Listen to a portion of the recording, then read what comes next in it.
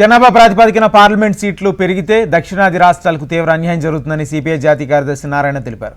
డీలిమిటేషన్లో భాగంగా యూపీ, బీహార్, మధ్యప్రదేశ్ రాష్ట్రాల్లో సీట్లు పెరిగితే తెలిపారు. వాటితో పోల్చితే తెలుగు రాష్ట్రాల్లో సీట్లు పెరుగుదల తక్కువగా ఉంటుందన్నారు. డీలిమిటేషన్ వల్ల దక్షిణాది రాష్ట్రాల్లో ఆందోళన జరిగే అవకాశం ఉందని అభిప్రాయం వ్యక్తం చేశారు. అదే జరిగితే భారతదేశం ఉత్తరాది, దక్షిణాది రాష్ట్రాలుగా విడిపోయే ప్రమాదం ఉందన్నారు.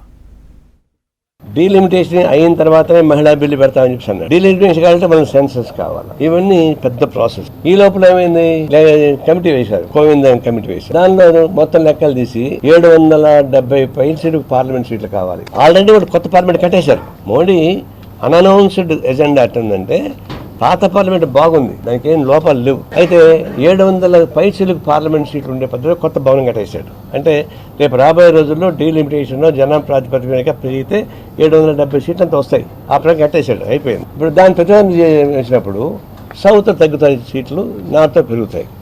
దానికి కారణం కుటుంబ నియంత్రణ పాటించిన వాళ్ళకి సైట్లు తగ్గినాయి, కుటుంబ నియంత్రణ పాటించిన వాళ్ళకి జనం పెరిగారు. ఆ ప్రకారం ఇప్పుడు ఉత్తరప్రదేశ్, మధ్యప్రదేశ్, బీహార్ 4 రాష్ట్రాల్లోనే 140 నుంచి 155 పార్లమెంట్ సీట్లు పెరుగుతాయి. మనకు వచ్చి కానీ కేరళ తగ్గుతుంది, తమిళనాడులో 1-2 పెరుగుతాయి, కర్ణాటక, ఆంధ్రప్రదేశ్లో కూడా 1-2 పెరుగుతుంది.